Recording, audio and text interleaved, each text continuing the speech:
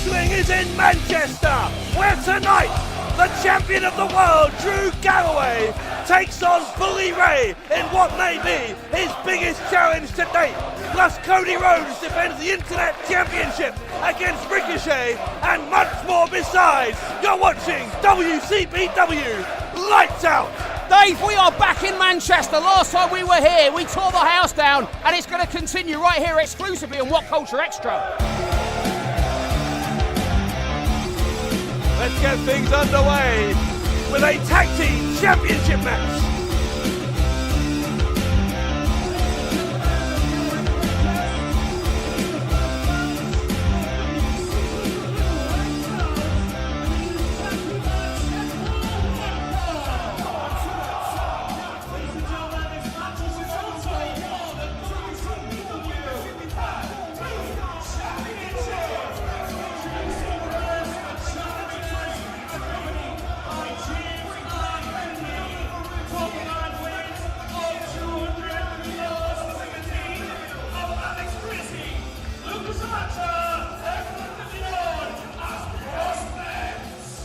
Dave Bradshaw here alongside former British heavyweight champion Alex Shane, and Alex, prospects have long believed that they deserve a shot at the tag team championship. Well, Dave, at Kirby Mania, I started the hashtag trending all over the world.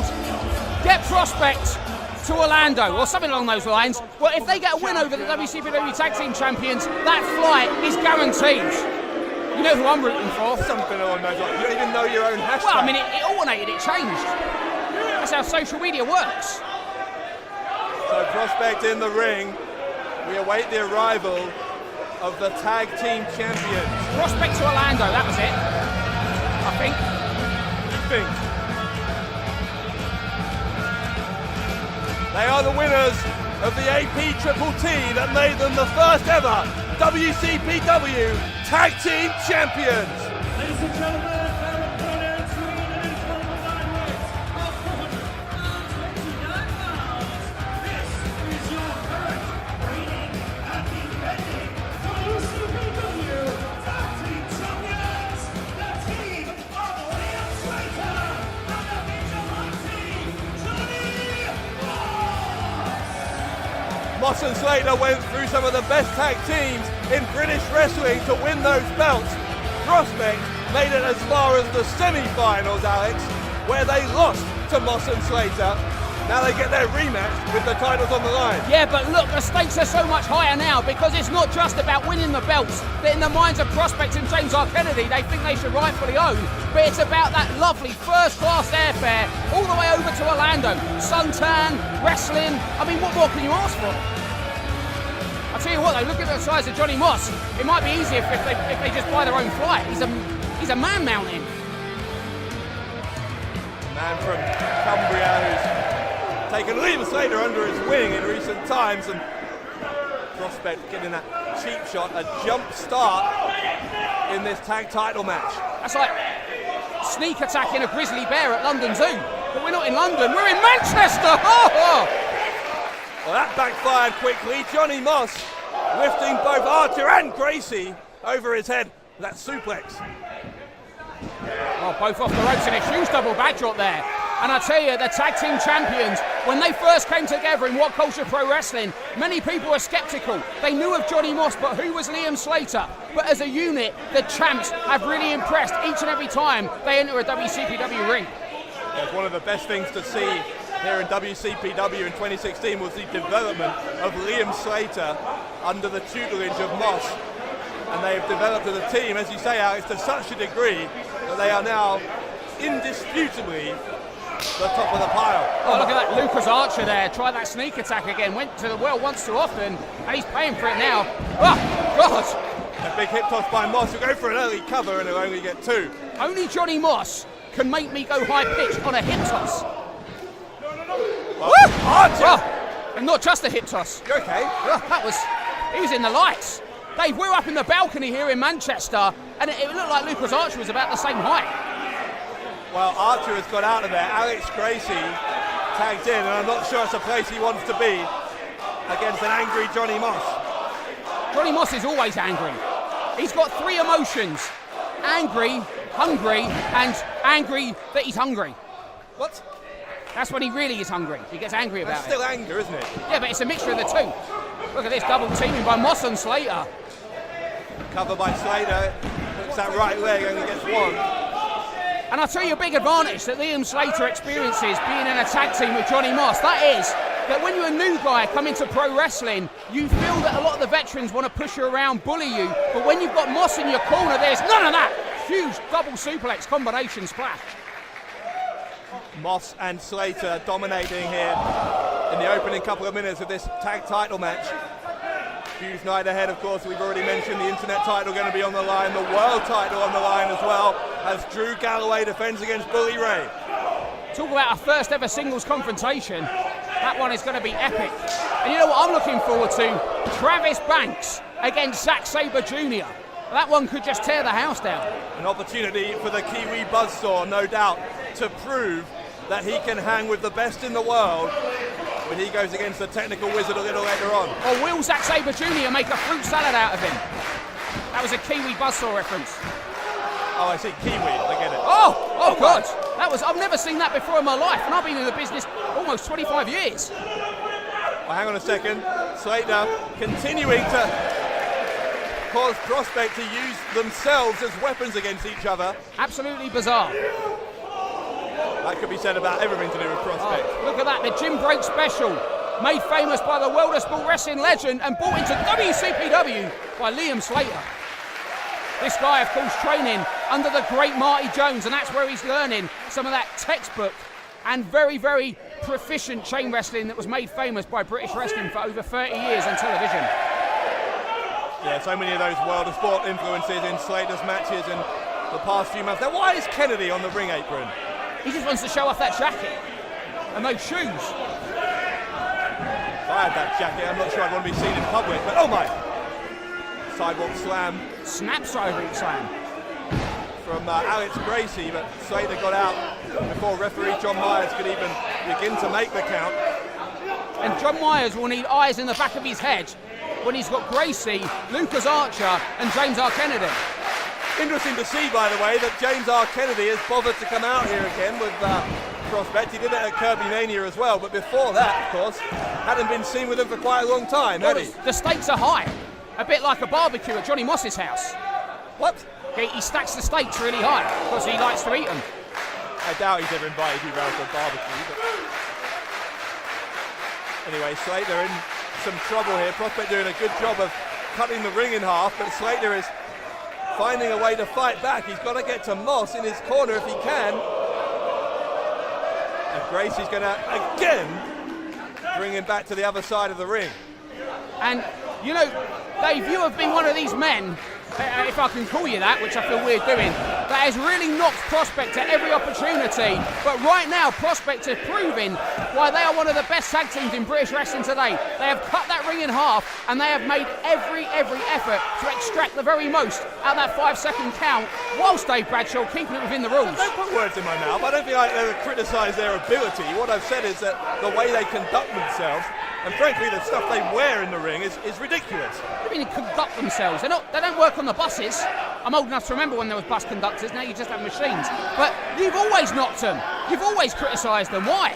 This is just smart double teaming. What about the several weeks when they were suspended and pretended they were a bunch of Mexican wrestlers? They were really Mexicans. We've had this conversation before. So disrespectful to Lucha Libre. Let's not repeat old arguments from 2016, eh? Sunset flip over the top rope. And look at that. The Brainbusters couldn't have done it better. Talking of which, you know who else we got? Yeah, Tessa Blanchard, the daughter of Tully Blanchard, going to make a debut in a triple threat match a little later on. Huge card of action here in Manchester. Thank you for joining us on What Culture Extra, exclusively on our subscription service, this show. Slater continues to get beaten down by Prospect. And this has been going on for 4 or 5 minutes now. Well, that's called good tag teaming. Not only have they kept Liam Slater on their side of the ring, but more importantly, they've kept the man mountain from Cumbria, Johnny Moss, outside of the ring, and that's what you want to do. Slater with the jawbreaker, he's going to maybe try and find a way to Moss, but Archer was able to get the tag in. Oh, he misses the elbow. This is Slater's chance, you've got to think. But he is a long way from Johnny Moss. He is 16 feet away. And that is a long distance when you just had 5 minutes of constant pounding from Prospect. Oh, Gracie missed him. Gracie missed him. Archer goes flying as well. 8 feet. He's 8 feet away. It's a 16-foot ring. Slater is going to try and get there. Gracie has his foot. Oh, not Archer. Archer pulled Moss away. Half a foot away. Archer scarpering, as he may well do. If Johnny Moss got his hands on him there, that would have been trouble for Lucas Archer. Archer is continuing to goad Moss. This is a mistake. What is that dabbing thing that they do? Dave, you just don't know what the kids are doing these days. It's all the rage. Belly to back suplex. Had the leg in a grapevine at the same time. And now, Liam Slater is on the pursuit for that tag and he makes it. Finally, Slater makes the tag. Shoulder blocked by Moss on Archer. Gracie gets chopped down as well. And this is what Prospect and Kennedy feared. Johnny Moss getting back into this. And Moss with a huge overhead belly to belly. Oh my God. I mean, Prospect might make it to Orlando, but it might be by air, Johnny Moss. Half Nelson into a suplex by the Cumbrian Man Mountain. And Moss single-handedly has changed the course of this match. Manchester City has quickly become Suplex City, and Prospect don't want any more of that. Moss is going to go for that double German, I think. We've seen him do that before. Oh, look what they're going for. If they hit this, Moss out. Moss using Gracie to wipe out Archer. All this time, of course, as well, Slater is recovering, and Slater now gets the tag. They're going for that finishing move, and Lucas Archer's boot inadvertently caught Alex Gracie in the face, and Dave, are they going to hit it? That could be the mistake that cost them the tag team titles, because Slater off the top. But he rolled through, Dave. He half landed on his knee and half on the other ankle and managed to roll through. They're so close to Orlando, a Prospect. It's going to be. Feet on the ropes, feet on the ropes. Come on. Prospects have told me that if they get out to Orlando, I'm their +1. What? Yeah, they get to bring a guest. How are you getting to go to Orlando? Because I put them over on commentary every week. Oh, come on. Moss is picking up Archer with a powerbomb. Look at Slater. Slater turns into a crossbody to retain the tag titles, and they do. Slater and Moss retain.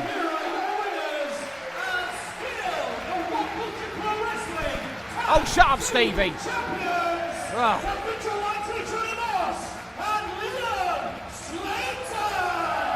I was so close to a beautiful Florida suntan there, Dave. So close. Well, thank God that our tag team championships will continue to be held by these two great ambassadors for What Culture Pro Wrestling, Johnny Moss and Liam Slater. It is going to be, I think, a very, very long time before anyone manages to get those championship belts out of the grip of these two. What a team. And, WCPW Lights Out, living up to its name, because look at Lucas Archer. His lights have been switched out permanently by the looks of it. And Dave, we're just getting started. So much incredible action here. Manchester, me and you, What Culture Pro Wrestling, and all the best wrestling talent you can imagine in one room. Well, meanwhile, Kennedy is having a fit at ringside, and having James R. Kennedy out here in the end, Alex, that didn't do Archer and Gracie any good, did it? Well, James R. Kennedy is a busy man. He's a businessman, a very successful businessman.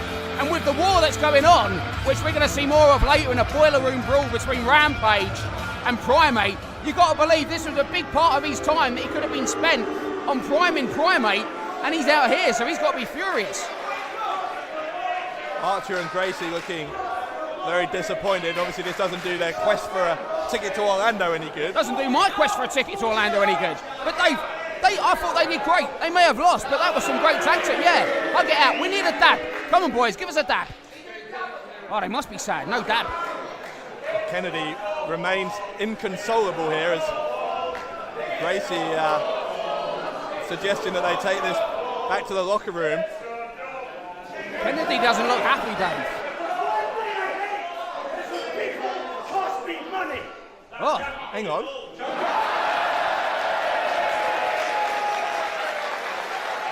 Kennedy saying that they've cost him money. Well, more trouble in paradise now between Prospect and their manager. he did not buy that in TK Maxx. Kennedy is barely containing his rage here. All right, it was Primark, but still, this crowd, they need to respect Kennedy. He's got a very stressful night. Boiler Room Brawl, Rampage against Primate. I mean, this could just be horrible. Yeah, that big brawl coming up, so much more as well. The internet title on the line, of course, and our big world title main event. All of that coming up on WCPW Lights Out.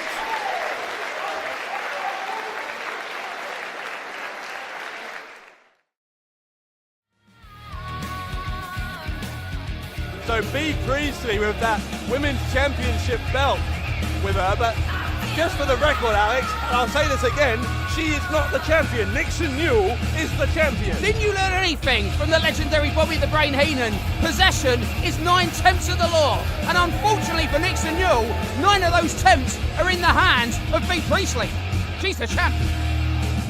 Well, Priestley was strutting around at Kirby Mania with the belt. You were like a giggling schoolboy when she came and sat next to us for a while. I just respect greatness. Greatness. And those hot pants, my God. She's a thief. She's a thief is what she is. She's not what do you mean she's a thief? That's not her property, is it? That championship belt belongs to Nixon Newell. I can't believe you just said, I'm going to leave this balcony any moment and I'm going to go down and tell the Swords of Essex. I tell you, Paul Robinson will bite your nose off. They won't understand you anyway. You have to talk to them in grunts. Paul Robinson will bite off your nose to spite your face. You should put that on a t-shirt.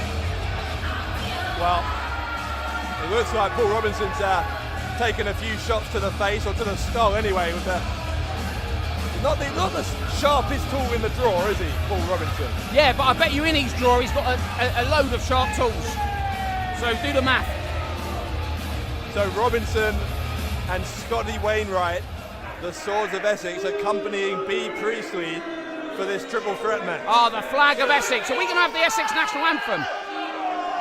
National anthem. Essex doesn't have a national anthem. Yeah, I think David Essex sings it. God save the sunbed, I think. Scotty Wainwright clearly been worshipping a sunbed. Just been informed by Bea Priestley. She wishes everybody know here in the building and everybody watching at home that she is the women's champion. I told you! Did I not say that's official? Oh, if she said it, it must be true. Pathetic. It's actually genuinely pathetic. I think you're jealous. I think you want to be the WCPW Women's Champion. It doesn't even make sense. My researchers say you pee sitting down. And now, ladies and gentlemen, introducing the second competitor in this triple threat bout from San Juan, Puerto Rico. Ladies and gentlemen, this is Ivelisse. Ivelisse made her debut in Liverpool at Kirby Mania here for WCPW. A victory against Lana Austin. And of course, Bea Priestley and the Swords of Essex, Alex, chose to get involved in that match as well. There is no love between any of the three women in this contest. And I tell you, Ivelisse has come all the way here for one reason, and that's to beat Bea Priestley for a WCPW Women's Championship. How many different ways can I say this? Bea Priestley is not the women's champion. The women's champion is not here. But she's got the belt. Oh, for goodness, I give up. I give up. What, you mean she is the champion? No. Ivelisse is popular in Manchester, and from what I hear, it ends there. So, Oh, she's popular in Lucha as well.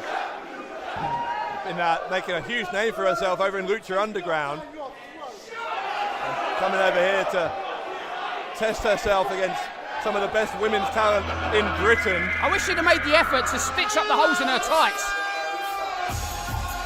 I think that's fashion, isn't it? Ladies and gentlemen, introducing the third competitor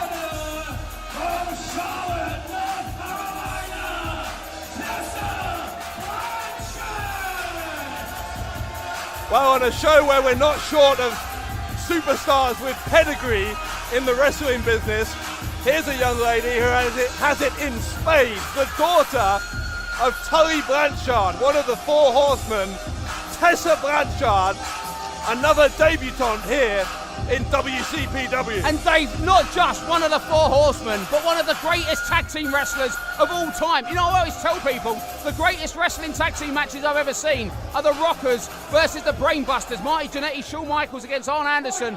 And that lady's father, Tully Blanchard, in my opinion, Tully Blanchard, one of the greatest wrestlers of the decade of the 80s. And you know who her stepfather is as well? Magnum TA. It's just like she is, if you took the ultimate 80s NWA wrestling family tree, she's the fruit that fell from that tree and into a WCPW ring. Certainly very bizarre. Hold on, let's take a moment to embrace the beauty of that metaphor. Now you can go. You finished? I was going to say it was very bizarre, very odd sense of history to have a Blanchard and a Rhodes backstage here. Priestley, an early sign of intent. Kicked out by Eva Lise though, and now we're going to see Eva Lise and Blanchard. And these two women, Dave, do not like each other. I'm just going to tell you that now. I have inside information. I read the internet. Oh, God. Eva Lise will go for the cover, and Blanchard kind of ran into that one in the end. High cross-bodied Blanchard's kneecaps. That was inventive and lethal. Not Jay. He's not here. B. Priestley with that side suplex. Of course, Priestley, the girlfriend of Will Ospreay. What a charming couple they are. I think they're brilliant. I think that they are the Jordan and Peter Andre of What Culture Pro Wrestling. Now look at this. Oh, just the two. I'm not sure Ospreay would like to be compared to Peter Andre, but and actually, whatever. I want to go back a bit. It's not Jordan. It's Katie Price. I want to give her the respect she deserves. Oh wow, yeah. Of course, she's from Essex, like the Swords. Well, so it all works. It's perfect. Snapmare from Priestley. She's gonna. She's a well-known, a well-known loose woman. Hey? Katie Price. She's on Loose Women. Oh, I see. The TV program. Eva Lise is gonna come in and interrupt this submission. Oh no, she's not. She's gonna add to it. A double submission. Look at the shape of the body of Tessa Blanchard. This is like a camel crab or a Boston clutch. And now Priestley and Eva Lise fighting each other to be the person who can hold on to the submission. Oh, look at that, smack round the face. And these two ladies are broken down. And B. Priestley, oh my goodness, this is getting ugly. Go on, champ. And Blanchard double clothesline. Impressive stuff from this young lady from North Carolina. Oh, Carolina. What was that? I don't know. I thought I just said that in my head. Maybe say more things in your head instead of out loud. Eva Lise goes into the corner. Blanchard follows her in with the elbow. Fast pace to this triple threat match. Remember, one fall, so you don't have to be involved in the decision to lose the match here. And it's weird, when I'm watching, it's just like these superplexes. Of course, Tully Blanchard's finishing move was that slingshot suplex. And when I see the suplex, it just, I don't know, it's like I'm watching her dash, but with much better legs. Blanchard goes behind this big German suplex. Wow. On B. Priestley. On Eva Lise has got Blanchard caught over the top rope. Dropped her almost on her head. Eva Lise dragging Blanchard back away from the ropes. Go for the cover, and Priestley broke that up. She may have had to, because I'm not sure Blanchard would have had it in her to kick out there. And Eva Lise is like, she's dropped Blanchard on her head. She's high cross-bodied her kneecaps. It's like she purposely wants to injure her. Oh. Blanchard, front face lock on Priestley, who's trying to find a way out. She kneed her right in the nunny. Oh, DDT. Did I just say that? Once cover by Priestley. Oh, go on, champ. Go on, champ. Priestley wins it. Ladies and gentlemen, the winner of the match, the self-proclaimed women's champion, B. Priestley. Why is Stevie Aaron even allowing that to be part of the announcement? Dave, I don't know what you just said. I blanked it out through the joy, because if there was any doubt that the WCPW Women's Champion deserves that belt, that was an impressive defence of that title. She's not the... Oh, but I don't know what else to tell you. She is not the champion. Granted, an impressive win here for Priestley, and maybe that does mean that she stays right near the top of the #1 contenders list, but Nixon Newell remains the champion. Hang on, now what's this? The Swords of Essex surrounding Tessa Blanchard. You know what this is, Dave? What? The Swords of Essex, Bea Priestley and Will Ospreay are like the 4 horsemen of the modern era. Maybe this is some sort of like interrelationship, karmic receipt. Blanchard is that's a bad move. Anyway. Blanchard is taking the fight to Paul Robinson and Scotty Wainwright. Oh, come on now. Oh, it's Ricochet. Ricochet. God, he's in the building. Ricochet coming to the rescue. There was doubt he was even going to make it. This man was only just in Japan yesterday. Ricochet coming to the rescue of Tessa Blanchard. Yeah, those two are a couple, Dave. I've done my research. I don't know if that's public, but it is now, unfortunately. You just said it. So anyway, the Swords of Essex and Bea Priestley beating a hasty retreat as Ricochet comes to the aid of Blanchard, and the disrespect that the Swords of Essex and Priestley continue to show to everyone here in WCPW continues unabated. Something tells me this is not the end of this story, Dave Bradshaw. Ricochet and Blanchard heading backstage. Ricochet, of course, with that big internet title match against Cody Rhodes. That's coming up a little later on here on Lights Out.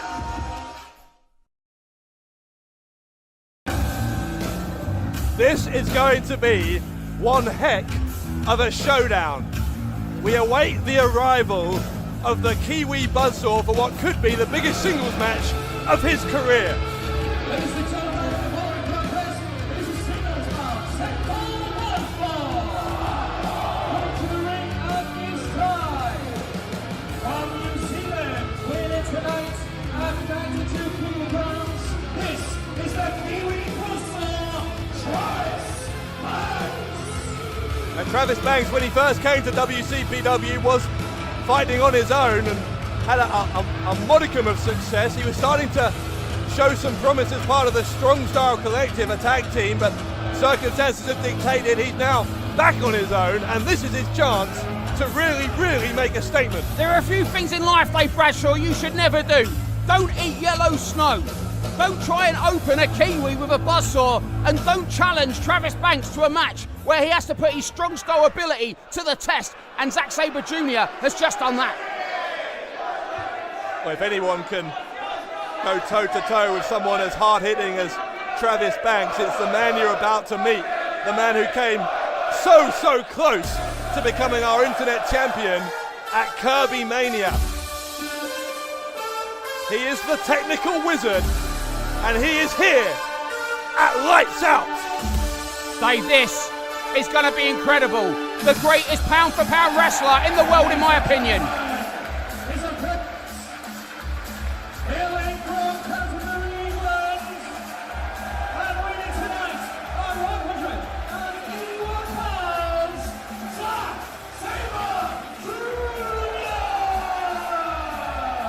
A huge ovation for Kent's own Zack Sabre Jr., a man who has built up a reputation around the world as quite possibly the greatest professional wrestler on the planet.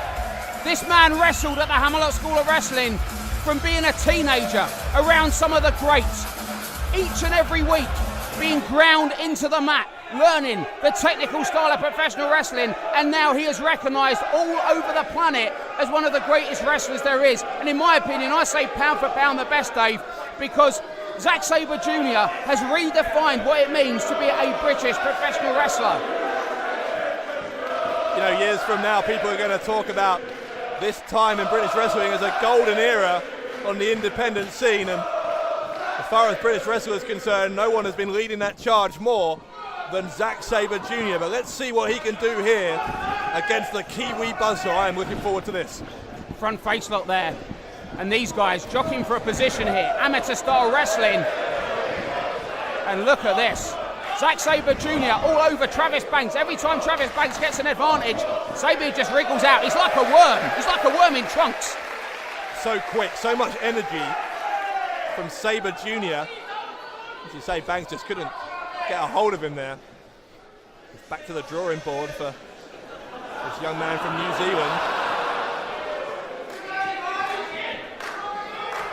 Banks looking to get 2017 off with a bang. Yeah, but that bang might be the sound of the shin of Zack Sabre Jr. hitting the face of Travis Banks. Look at that, leg vine there. Into an ankle lock. And Travis Banks smartly there, rolling onto his backside, I'll say it. And Banks is making sure he doesn't have both of his shoulders down. Side headlock now applied by Sabre. And Banks finds a way out. This is a great back and forth. These two very evenly matched. And you know what's interesting about this? Travis Banks, in his mind, wants to do for the New Zealand wrestling scene what Zack Sabre Jr. has done for the British wrestling scene. It sounds like a ridiculously tall order. If anyone can do it, Banks can do it. Oh, going for that. I thought he was going for the cross arm break. Instead he gets a head scissors, does Sabre. Yeah, Banks moved over here just over a year ago. Found that the level of competition in the much quieter New Zealand wrestling scene was something that he kind of outgrown, and he has never looked back since. He's been really making his mark here in Britain. There is more wrestling in the United Kingdom per square mile than anywhere else in the world. A year in British wrestling is like 5 years on the American Indies or anywhere else, and that's why Banks is here for the best competition on the planet, and he's in the ring with the physical manifestation of it right now in Zack Sabre Jr. Sabre is always looking for a flailing limb or a way he can twist something, inflict some more pain. Banks got to the bottom rope there to break that one.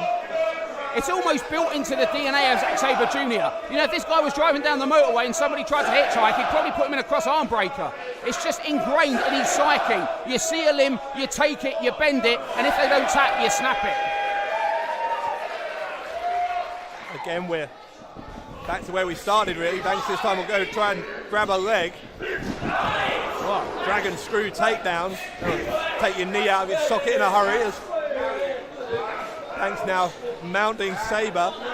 And it looks like Banks is going for a cross arm break of his own there. And Sabre, you're clutching those hands. Oh. And as soon as Banks rolled back, Sabre straight went. You know what's great about Sabre? His strongest defense is an offense, and that's exactly what he does. He reverses things by going straight for another hold. Yeah, every block is a counter, every reversal. Sabre knows so many, and just so many ways to once again inflict pain, which is what he's doing. Here, if he can link his hands, get that right arm underneath the head of Banks, that could have done some real damage. And do you know why he is so dangerous, Zack Sabre Jr.? There is no additional or unnecessary weight on his body. And everything he does is about making his opponent fight and struggle. You know, in pro wrestling, having a muscular frame used to be seen as a huge advantage in the 80s. Well, we're not in the 80s anymore. This is 2017. And having a smaller athletic frame means that Zack Sabre Jr. burns his opponents out. And eventually, when they get exhausted, he goes for that cross arm breaker and it is all over. Sabre now approaching Banks from a base of sitting down, and again so quick, really is remarkable. Floats over into a pin. Banks, I don't think he even realised his shoulders were down. It was already a 2 count. And this is the point where Travis Banks begins to realise exactly who he's in the ring with, but it's also the point where he'll start changing the strategy and moulding it and modifying it to find out the weakness in Zack Sabre Jr. And if there's any way that Travis Banks can beat Jr., it's with his strong style striking techniques, which, as good as Sabre is at those, Banks is equally, in my opinion, as dangerous when it comes to strikes. Well, he's undoubtedly held his own so far. Sabre may be slightly on top in some of these exchanges, but definitely no fatal errors yet from this young Kiwi. Look at that. Banks went for the arm of Sabre Jr. and Sabre Jr. didn't even have to jump back, he just leant back. You know, when I look at Zack Sabre Jr., he has the professional wrestling grace of Johnny Saint with the high impact striking ability of Rollerball Mark Rocco, and that is a deadly combination. Yeah, that's high praise indeed to compare him to those two, but it's a comparison that is more than merited. Sabre twisting the head of Travis Banks. Banks sent to the ropes, goes to the leapfrog, comes behind. Sabre ends up going face first. The cradle from Banks, he's got him caught up, but only for two. The magistral cradle there by Travis Banks, and did you notice when he dropped down nice and close and tripped Sabre Jr. And even earlier on, when Sabre Jr. sent Travis Banks past, he didn't just push him on the back, he chopped him on the back. No wasted motion, no wasted energy or movement from Zack Sabre Jr. Once again, we're back to both men standing. Pretty cautious approach in the opening 5 minutes. And one thing that you'd only know if you spent time talking to Zack Sabre Jr. is this guy is highly intelligent. He can sit and discuss anything from politics, vegan lifestyle, string theory. This guy is well versed in so many subjects, and that intelligence is exactly what he implements in his professional wrestling. Dave, he treats it like a game of chess. Sabre. And look at the counters. Both of these men, again and again and again, on Sabre, twisting round on Travis Banks. What an exchange that was. My goodness. And Travis Banks is going to have to find the Achilles heel of Zack Sabre Jr. if he wants to change his fortunes here. What is that though? How do you find that? The advantage that Travis Banks has here, in my opinion, is an increase in strength and sheer hunger and less wear and tear on his body. You know, he might not show it, but Zack Sabre Jr. has taken a battering over his career, not just in the United Kingdom, but also in Japan. So Travis Banks needs to dig in deep, channel the hunger that took him from New Zealand to an island called Great Britain, and try and use that to score a win. Sabre, look at this, with his arms behind his back, allowing Banks to hit those chops. And again, wow, this is mind games. This might not be the best idea, because I tell you, Banks can chop. Look at that uppercut by Zack Sabre Jr. Oh, twist the neck again, that's just vicious. It's not just vicious, it's actually really dangerous to the vertebrae. And this time he's holding on with the feet there. This is a submission hold at this point. And once again, Banks, the only way out there really was to go to the ropes. And Banks is struggling now a little bit to keep up with Sabre. Goodness me, look at that. Knocked him backwards with the power of that uppercut. Oh, forearm straight in the jaw. I mean, he caught all of the elbow into the jaw. Oh my God. An uppercut again from Sabre. Zack Sabre Jr.'s pain threshold is something else.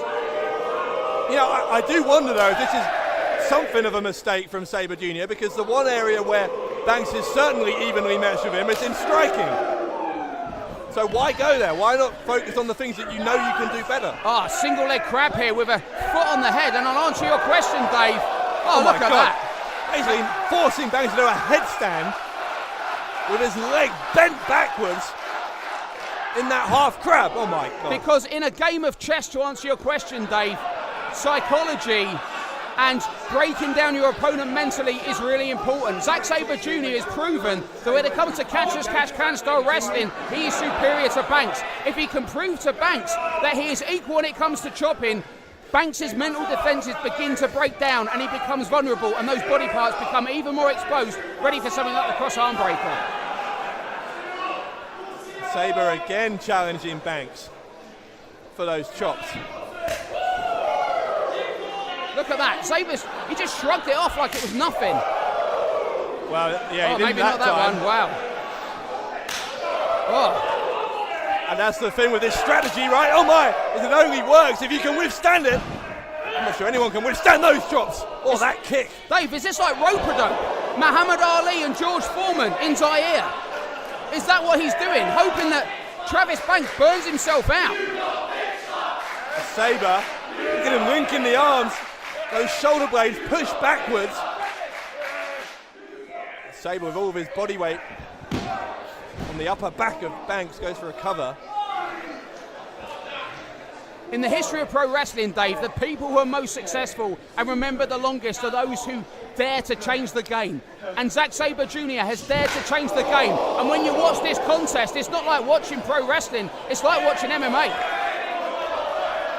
Sabre with one of those trademark kicks, and Banks now playing some mind games of his own, insisting that he can handle those kicks.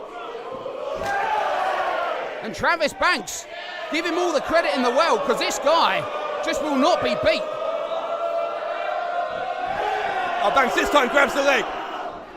He lured in Sabre and takes him down, and now Banks will pick up the pace. Wow, turn him inside out with that, Dave. Yeah, into the jaw with that drop kick goes Banks. And Banks trying to get an advantage through Sabre's determination to continue that game of one-upmanship. There's a cannonball from the Kiwi buzzsaw. And now Travis Banks is showing this audience and showing his opponent that he knows exactly what it's going to take to beat Sabre Jr. Gonna go for a suplex maybe. Instead, Sabre goes behind, sweeps the legs.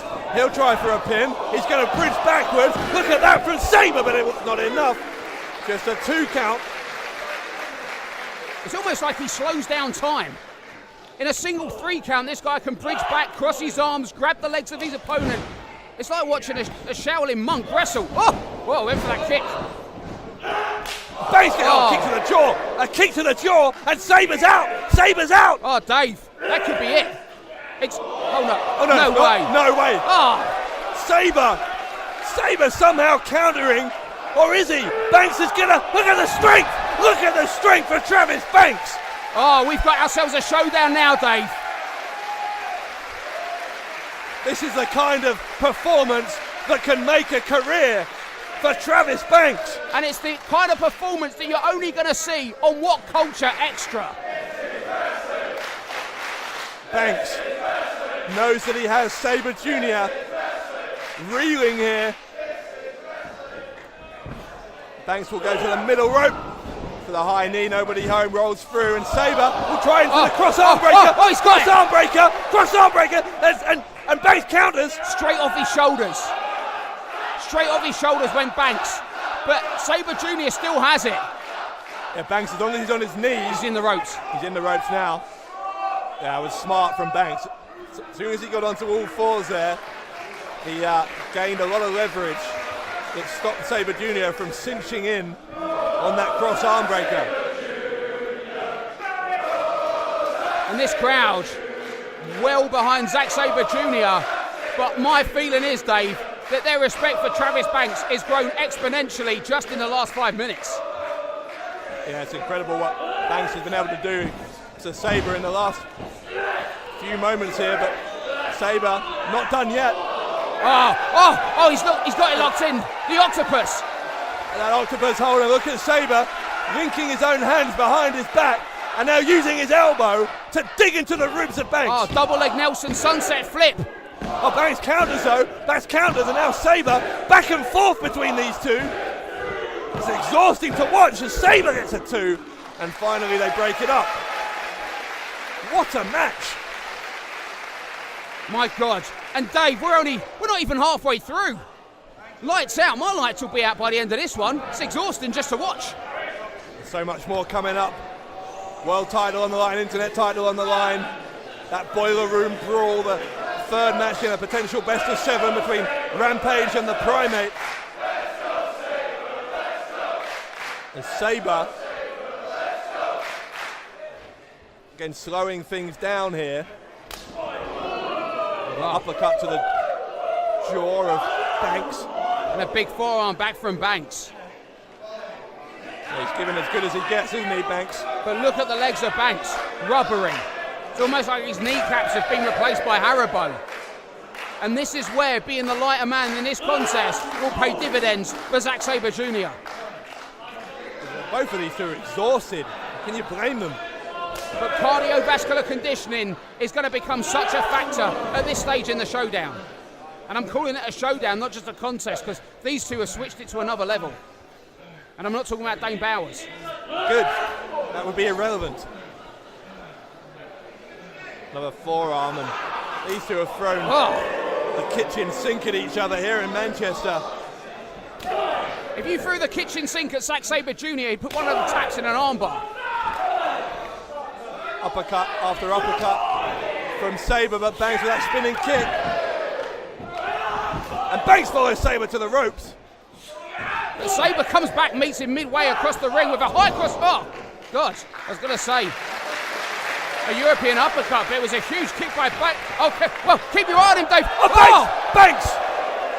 Putting his body on the line to do some more damage, and I think he did, because Sabre Jr., his lower back bent over the top of that crowd barrier. Dave, I'm sweating. The heat in this building has gone to the next level. Oh, goodness me. Oh, my God. How did he get him? How did he get that?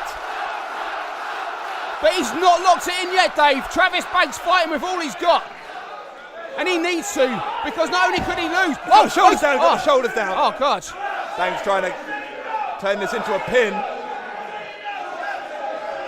And Banks maybe going to try and use his strength here. And he does. Banks, God, sit down powerbomb. Goodness me. Banks, with that low vertical base, was able to find the power in his arms to lift Sabre Jr. high into the air.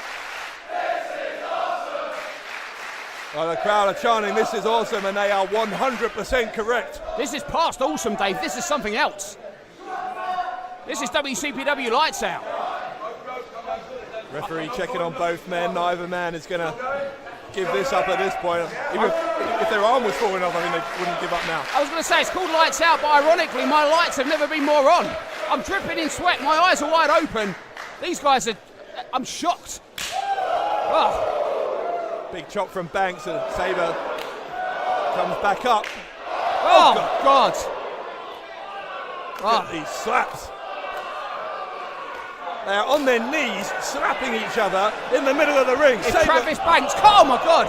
I was going to say, if he comes back from that, Dave, he's a machine. German suplex on Sabre Jr. from Banks. Up to the second, comes back in a huge car. He's out. Sabre might be out. Banks with the biggest win of his career. He did it. He got him. Did he get him? He got him. Oh, my God. He got him.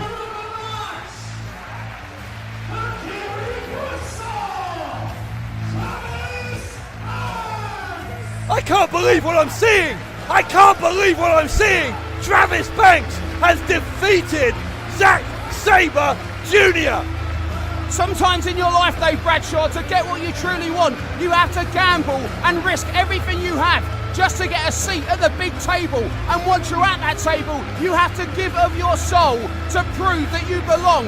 And tonight, that table is a WCPW ring. And right here, right now, Travis Banks has proved more than anything else ever could that he belongs. He travelled halfway around the world to be a part of British wrestling. And on this night in Manchester, Travis Banks has finally, truly arrived. That is a world-shocking performance. Talk about Holly Holm beating Ronda Rousey or Amanda Nunes beating Ronda Rousey. The Undertaker's streak ending. Well, one of the biggest shocks in WCPW thus far will go down in the history books as Travis Banks beating Zack Sabre Jr. in Manchester, exclusively here on What Culture Extra. My God, what a contest. An early contender for Match of the Year between Zack Sabre Jr. and the man who just beat him. Yes, you heard me right. Beat him. Travis Banks.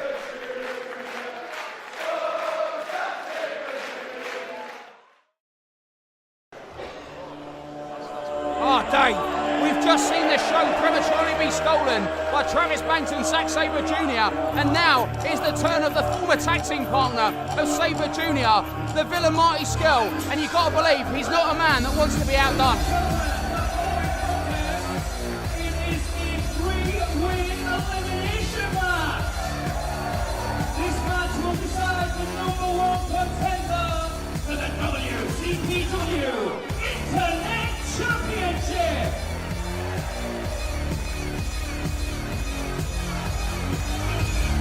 First of all, ladies and gentlemen, coming to the ring,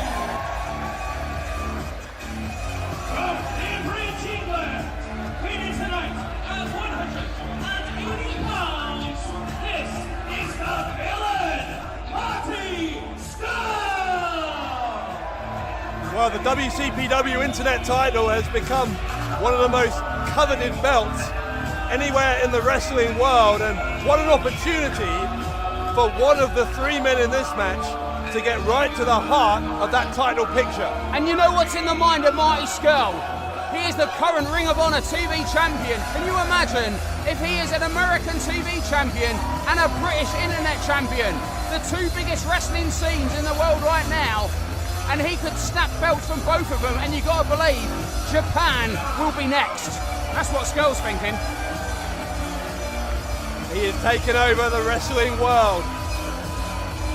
Again, another man who is so much at the forefront of the British wrestling invasion, Marty Scurll, and he could add another notch to his belt if he can pick up that Internet title by becoming the #1 contender here in Manchester.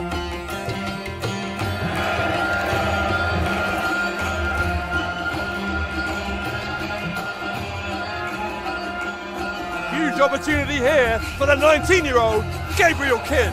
Ladies and gentlemen, the second competitor, accompanied by Prince Ali. From Nottingham, weighing tonight at 195 pounds, Gabriel Kidd. Well, Gabriel Kidd, if you just look purely at his win-loss record, has no right to be in this match because he hasn't actually won a match here in WCPW. But of course, just the statistics, Alex, don't tell the full story, because Gabriel Kidd has put in some tremendous performances and fully deserves to be here. Well, the WCPW Internet Championship is a belt for the people, defended for free at the request of WCPW management on the internet, on YouTube. And Gabriel Kidd, as you can hear, is a man of those exact same people, and that is why he's in this match. Marty Scurll, Gabriel Kidd, and there will be one more.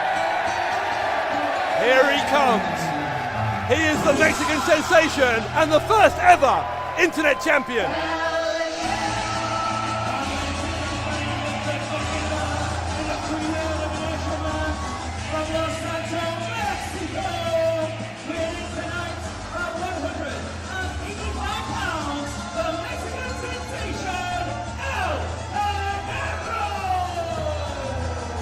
El Ligero won the Internet Championship in a triple threat match against Alberto El Patron and Travis Banks that refused to lose before dropping the title to Cody Rhodes at the end of November in Nottingham.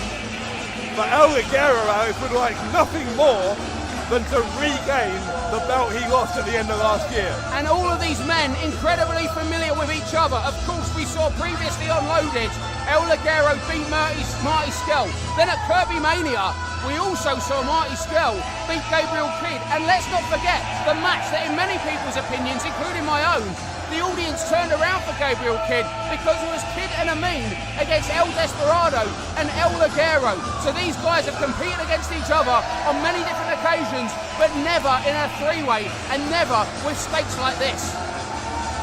Ligero, ever the crowd favourite here wherever we go in WCPW. And Marty Scurll wanting no part of Ligero at the beginning here, as Ligero and Kidd standing side by side in the ring. I wonder if this is a foreshadowing of what we might see here, at least at the beginning of this triple threat match. Maybe Kidd and Ligero are going to double team and focus their efforts on Marty Scurll. Well, we saw previously on Loaded the mutual respect between Gabriel Kidd and El Ligero, and unfortunately for Marty Scurll, he has none of that respect for anybody, and I feel that a lack of respect is going to be shown towards him as a receipt. You know, I mentioned Gabriel Kidd's losing streak, where Marty Scurll hasn't actually had the most successful of win-loss records here in WCPW, at least, for all the success he's had elsewhere in the world. Scurll wants to prove that he has it in him to be a success on this stage as well. I'll tell him you said that he's been unsuccessful in WCPW. Well, the facts speak for themselves. I'll tell you, here's my theory. And you know, I'm not a man who, you know, moves easily towards ridiculous conspiracy theories. No. But here's what I think. I think that Marty Scurll is so used to being in the ring with some of the most world-renowned talent that the universe of pro wrestling has to offer, that several times when he's been in WCPW, he has underestimated the talent in the ring. Okay, Will Ospreay, you can forget that because everybody now knows just how good Will Ospreay is. But when he was in the ring with El Ligero, I think in many ways Marty Scurll thought that he had outgrown El Ligero on a wrestling level, and you cannot forget Ligero is one of the best and most experienced when it comes to matches per year, professional wrestlers on the planet right now, and that's including guys in WWE. This guy had like 300 plus matches last year. And for several of those, he was the internet champion, but no more. I mean, that's nearly as many as Hulk Hogan, who claimed he wrestled 400 times in a year. Or was it 400 days in a year? You never know with Hogan. I loved his work in Metallica, though. Classic. What? Didn't he do bass on Enter Sandman? No. I want a refund on that autobiography I bought. This crowd are extremely vocal, both in support and opposition to Marty Scurll. But this is all part of the psychological makeup of Marty Scurll. The audience love him, the audience hate him. But while the audience are distracting his opponents, that's what he does. He's a master of distracting his opponents with the audience's reaction. That's why he's a villain. That's what Lex Luthor would do. Oh, Gabriel Kidd goes for the roll-up and gets a 2. Talk of distraction. And, man, that was interesting. Well, here comes Scurll, and there's a bit of inexperience showing from Gabriel Kidd to not keep his eye on the villain. Standing Hurricanrana by the Mexican sensation, grabs the leg and... Hold on. What's he doing here? Takes away the leg, using the referee for the assist. Ligero will go for a cover and he'll get 2. Didn't hook the leg. Remember, this is elimination rules, not traditional triple threat rules, so this one's going to continue until 2 men have been pinned or submitted. Feet around the shoulders there of Marty Scurll, who blocked it in mid-air, took out the arm of Ligero. And look at this by Kidd. A forearm to the side of the face of Scurll from the protege of Prince Amin. A big boot from Gabriel Kidd. And Scurll tried to turn away from that kick, but he was too late. He actually ended up getting it in the shoulder. Ligero rolls back into the ring, and Ligero just nearly knocking the lights out for Gabriel Kidd. Look at the speed of the Mexican sensation. Off the ropes goes Kidd. Leapfrog attempt, and Gabriel Kidd just kicked him straight out of the sky. You know, if you're Gabriel Kidd at the moment, you've got to be starting to wonder, what's it going to take for me to finally get through that glass ceiling and to finally pick up my first win? Pinfall, submission, count out, or disqualification. Yes, very, very funny. Knockout, there's another one. Pinfall might be what he gets here on Ligero if he's lucky. A bit of back and forth, much like we saw in that incredible match a few moments ago between Travis Banks and Zack Sabre Jr. Still getting my breath back after that one. You can climb out the top of the cage, you can go through the door. It's not a cage match, is it? I'm just saying, if he wasn't a cage match, that's how he'd win. You can tell I've been reading my Wrestling for Dummies. Oh, look at that. Open hand slap by Marty Skrull. Villain by name and villain by vicious nature. Well, Marty Skrull taking a little too long maybe to tell the crowd how great he is, and you expect someone of Skrull's experience to know better than that. Double whip by Ligero and Gabriel Kidd. Skrull lands hard. Kidd up and over, but keep your eye on the Mexican sensation. Kidd got hit there and went off. Skrull was trying to use the ropes for assistance, and in the end he sends Ligero out. Onto the second. Skrull was sent out, I should say, and Ligero using the middle rope for a drop kick. And Ligero is telling this crowd in Manchester that it might be time to fly. But which way is he going to go? He went for Kidd. Hold on. Well, Ligero maybe getting a little bit cute there, trying to get stuck in the ropes, and rope-assisted stunner by the villain. Goes over onto the apron and, oh my lord. Kicking to the side of the head by Marty Skrull on Gabriel Kidd. And it's in that kind of chaos that Marty Skrull reigns supreme. He creates it, he conducts it, he controls it. Skrull is going to try and isolate this rookie Gabriel Kidd, just 19 years of age. Oh, someone shot that kid up. You know, of course, the strategy here in an elimination triple threat match entirely different. If you're El Ligero, you've got no incentive right now to go in and help Kidd. You can let these two fight it out. Oh, it's Chop City here in Manchester. Skrull, chop after chop in the corner on Gabriel Kidd. Gabriel Kidd, Dave Bradshaw, tomorrow will have a chest that matches the redness of his trunks. At least it's colour coordination. Marty Skrull's doing him a fashion solid. A what? A solid. It means like a favour. A fashion solid. Do me a solid. Obviously you don't know how the kids talk today. Do me a solid. Do me a solid. You're going to get called out on Twitter because of this, so I'll just give up now. Kidd with the leg, and Skrull went face first into the side of the ring apron. That's solid. Will you shut up about things being solid? And Dave, where they go, I can't even see.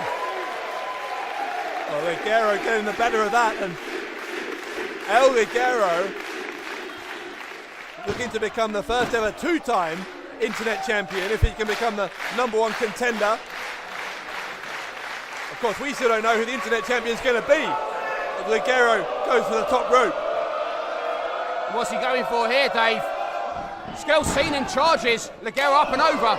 Straight into the back elbow, hits the ropes. And Skrull was out, dummying, and then finally takes out the leg of Ligero. And the villain will be looking for that chicken wing, and Ligero will be looking for the C4L DDT. Ligero off the top. Sliced bread, #2. Goes for the cover. Only two. Skrull found a way out as this one continues. Because Skrull picked up a one-on-one victory against Gabriel Kidd at Kirby Mania. But Kidd learned a lot about the villain on that night. C4L attempt by El Ligero. Wow. Well, that'll tear your shoulder out. And unfortunately for Skrull, he can't capitalise, and it's down to Gabriel Kidd. So your Kidd is going to try and take advantage of El Ligero here. Picks him up on his shoulder. Oh, God. Death Valley driver. Oh, that could be all, Dave. By That could be Gabriel all. Kidd. Whoa. Nearly picked up the first 3 count of his career. Wow. Gabriel Kidd, you know, there are some things that don't automatically come with youth and energy, like wrestling smarts, and we saw those smarts right there when Gabriel Kidd capitalised on Marty Skrull's vicious move and then hit that lightning fast Death Valley driver. Skrull with a chop to Ligero, and he's going to hit one on Kidd as well.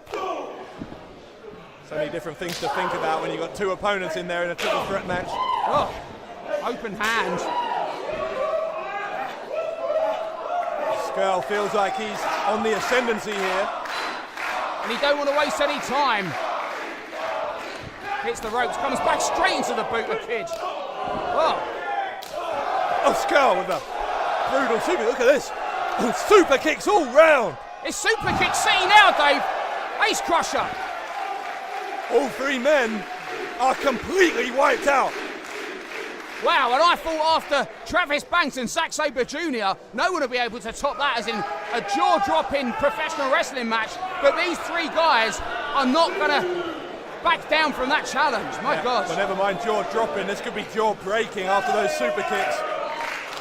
All three men knocked silly. And we're left again with Ligero and Kidd. But Ligero, you can still see by the time he's taken the effect it had when Marty Scurll dropped him on his arm and shoulder. It slowed him right down. And using that arm as a weapon may be a bad idea for the Mexican sensation. Gabriel Kidd clinging onto the ropes for dear life. Yeah, Ligero shaking that out still. Reversal there. Oh, goes for that Death Valley driver again. Oh no. Kamikaze crash. And vintage. Second row moonsault only misses. Gabriel Kidd could be in trouble. As Ligero, I think, is going to go up high again. Going for that Mexican wave splash, Dave. If he can hit this, it's as lethal as the C4L. Ligero hits the splash. Goes for the cover and Scurll. Oh, Scurll, chicken wing on Ligero. Oh, he's got him. Chicken wing. And Ligero's going to tap. He does. So El Ligero. I couldn't have said it better myself, Stevie. El Ligero is eliminated.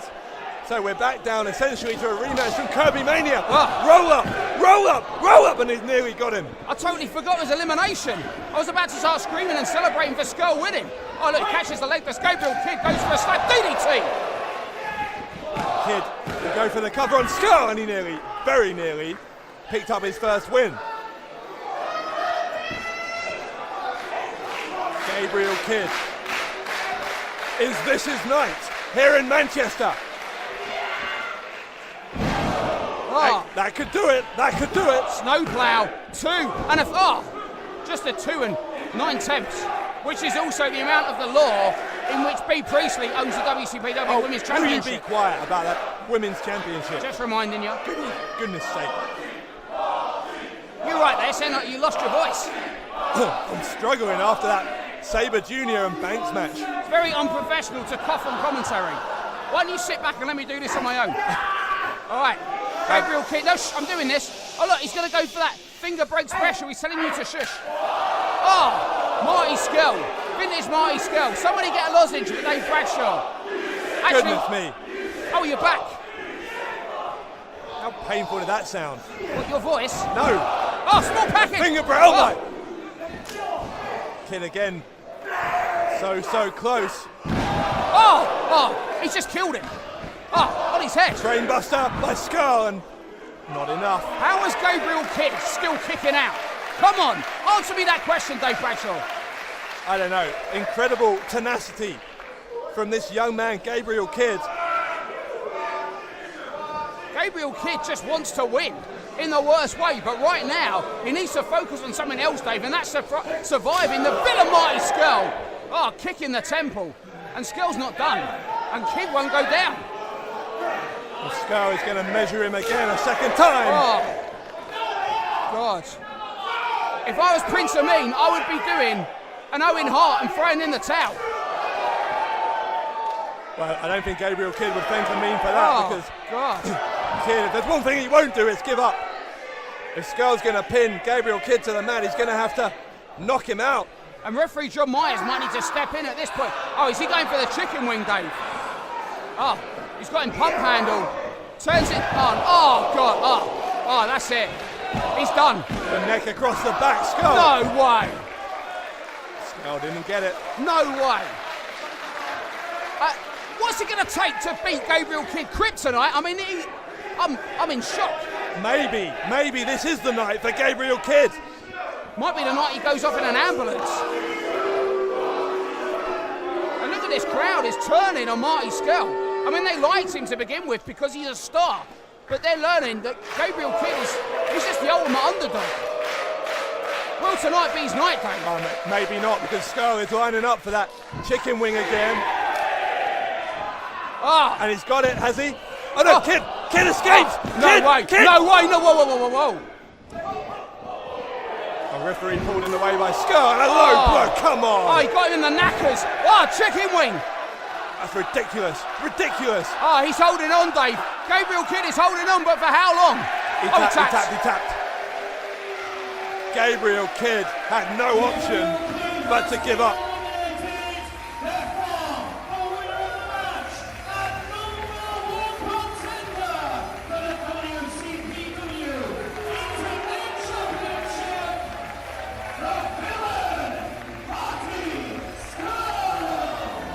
Well, you mentioned the losing streak of Marty Skell earlier on, Dave Bradshaw, but that has ended right here because Marty Skell has a one-way ticket. But who's his opponent going to be? Because even though the WCPW Internet Champion is Cody Rhodes, before the end of this very show, Cody Rhodes will battle one of the hottest prospects in all of professional wrestling right now, Ricochet. It will either be Skell against Rhodes or Skell against Ricochet in the future of WCPW. And either one of those matches for me, Dave, is a mouthwater in Prospect. Prospect to Orlando, by the way. Will you stop with the Prospect stuff? Hashtag. Goodness sake. Well, Skull, yeah, I agree with you on that though. Whoever he faces, whether it's Rhodes or Ricochet, a hell of a contest awaits.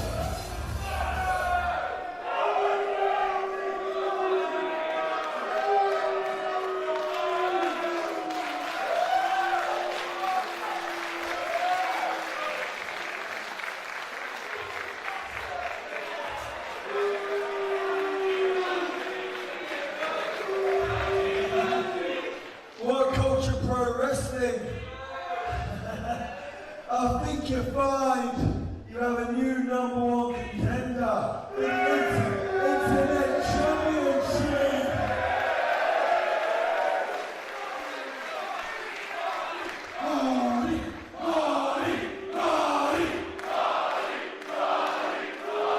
There's no doubt about it, Dave. He has signed his date with WCPW title destiny. In 2016, I made a bit of a habit of winning championship belts. And 2017 isn't going to be any different. Now this takes me to the Internet Champion, Cody Rhodes. Guys, it's not the mid-2000s anymore. Shut your mouth!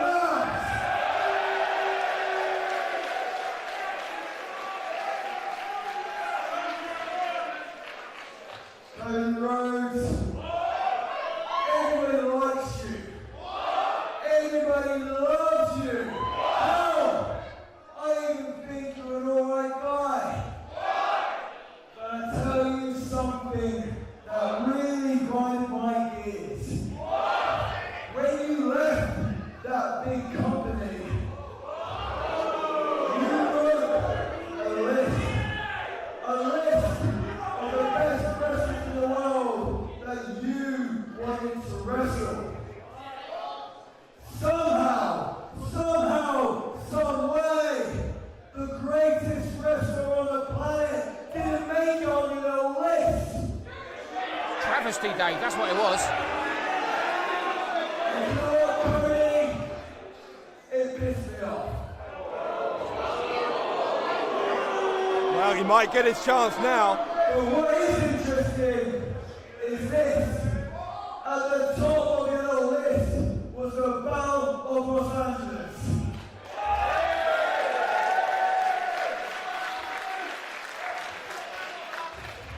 Cody, you made it to the Battle of Los Angeles. But who knocked you out the tournament? Oh, that's fighting talk. In fact, who went on to win the whole thing?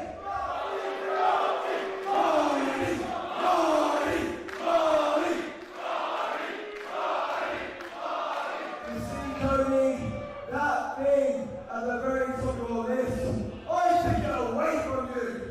The thing that meant more to you than anything else, I took it away. And here in What Culture, I'm going to do the exact same thing. Wow. Well, that got Cody Rhodes' attention.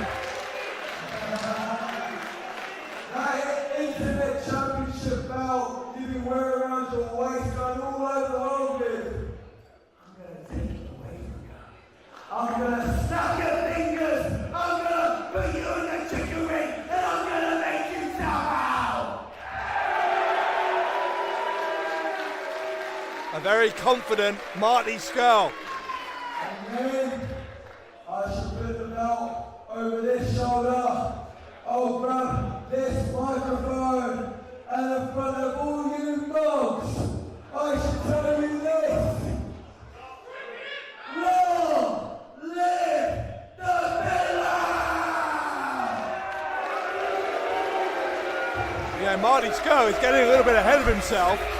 We don't even know if Cody Rhodes is going to be the internet champion. He has to defend against Ricochet later on tonight. But Scurll, nonetheless, laying down a marker and saying to Cody Rhodes that he is coming for him. What a match day, Bradshaw. The future of WCPW looks brighter than ever.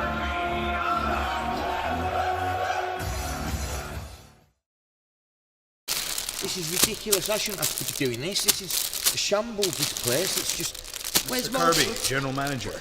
I need a moment of your time. Yeah, hang on. You're gonna have to be busy though. What are you doing? I'm trying to set up all this merchandise. You're the general manager. Yeah, but they didn't tell me that it just pays next to nothing. This is just a joke. This. Well, speaking of jokes, I understand that. You know that. Look, just one second. Understand what Right, you're you've got saying. my attention. Right, What do you general want? manager. You had Kirby Mania. You had your spotlight, and that was fun. But it's to the point where you're picking #1 contenders in a lottery. Now, I don't know if you saw what happened at Kirby Mania, but I finally defeated Joseph Connors. Now, does that not make me the one true #1 contender to the WCPW Championship? Have I not proved that? Yeah. When am I going to get my one-on-one shot? I hear what you're saying, and you have Well, when beat can I Joseph get it? Connors. When can I get He's it? one of the best in the world, and Yeah. I hear what you're saying.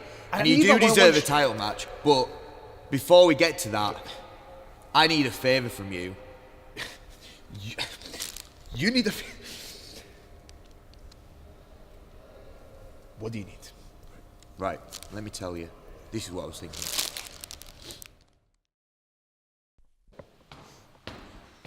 You're seeing images now from Newcastle at What Culture HQ, where this boiler room brawl between Rampage and the Primate is set to get underway. I'm scared, Dave. There's electrical equipment, they're heating. I mean, what happens if they break the internet? I don't think they keep the internet in a boiler room in Newcastle. Google would go down, YouTube. Think of all those lists. Oh, hang on. This doesn't look good. The Primate is stalking Rampage. And he's gonna sneak attack him here. Primate unleashing a beating here onto Rampage. Primate was lying in wait. God, his head hit that. I don't know what that box is, but it looks expensive. Looks like the Starship Enterprise. It's full of buttons. Glad you're not a plumber. Starship Enterprise. Oh my! Whoa. Rampage into a door. This is the third in a potential best-of-7 series. He went warp speed into that door. What? That's a little Star Trek terminology for you. As I was saying before that, this is the third in a potential best-of-7 between these two. 1-1 the score at the moment. I'm amazed we've even got to 3.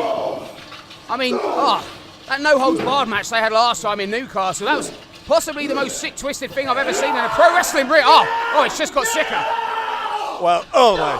Screwdriver there from Rampage. Well, we're not in a wrestling ring, but it's every bit as sick. In the boiler room area at What Culture headquarters in Newcastle. I'll tell you what, it's better lit than WWE's boiler room. That was well done. I don't know if that's a good thing or a bad thing. I don't know how much more I can see of this. Well, it's pretty dark outside. Look, they've just gone through an exit here.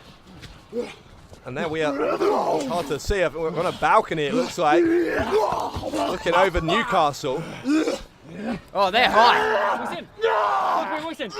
Rampage is trying to force a submission out of Primate, which could be there a long time trying to get that. Is it me? Or is it scary that these two are that high up and we know how much they hate each other? I don't know what kind of insurance WCPW management have taken out for this one, but I hope life insurance is involved. couldn't be contained by a boiler room, and yeah, you're right, they are very, very high up at the What Culture building.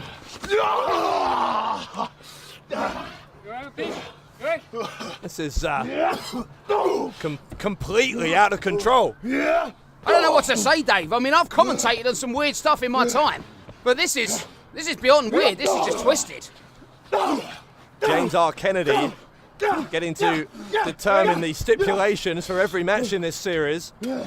Rampage more than happy to agree if it allowed him to get his hands on the primate. Got his hands on him here and rams his face into that metal post.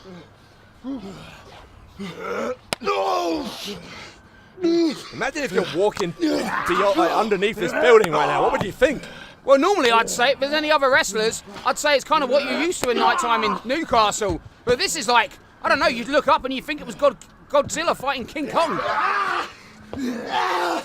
Choking now is Rampage using that shirt to choke Primate. And of course, no disqualification, obviously, so referee can ask for the submission there. This one is going to continue until wherever we are, we get either a pinfall or one of these two quits. Or a premature death. I don't want to be the one that says it, but like, oh no, oh God. It went into the arm, not the head, thankfully, but that heavy iron door, Rampage was trying to ram it into the skull of Primate. This is the last time I ever eat lunch before a Rampage Primate match. Feel a bit queasy. Well, they're back in the boiler room now. And what more can these two do to each other? Don't tempt fate. Do not tempt fate by saying something like that. Lots of dangerous equipment lying around in here. Rampage puts the boot into Primate. You can hear just from the heavy breathing, both of these two completely exhausted after this brawl, which has gone on for several minutes now. In and outside the building, oh my. What's Rampage got? Come on. He hit him with something, I can't see what it is. And our cameraman and our referee are dicing with death, filming this. They're risking their lives. Yeah, in a very confined area with two angry beasts. Well, they're out of the boiler room now. And where are they going? Thank God we're in Manchester commentating on this and not Newcastle. Yeah, keep these two as far away from me as possible. They are on a staircase. Rampage using his boot to choke Primate and then those repeated strikes to the head. Well, Primate is struggling to retain consciousness. Well, it started out as a boiler room brawl, now it's a brawls count anyway. Come on, that was good. Brawls, seriously, you want credit for that? Even by your standards, that was poor. And Primate goes face first into the wall. God, Rampage is doing a number here on Primate in an attempt to go 2-1 up in this best of 7 series.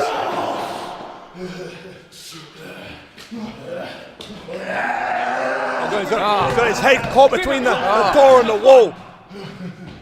Where you going? Well, referee told him to break it, because Rampage doesn't have to listen, does he? Now they're in the office. Oh no. Do you know how much expensive equipment is in the What Culture offices? This could be the most expensive match in What Culture Pro Wrestling history. That sofa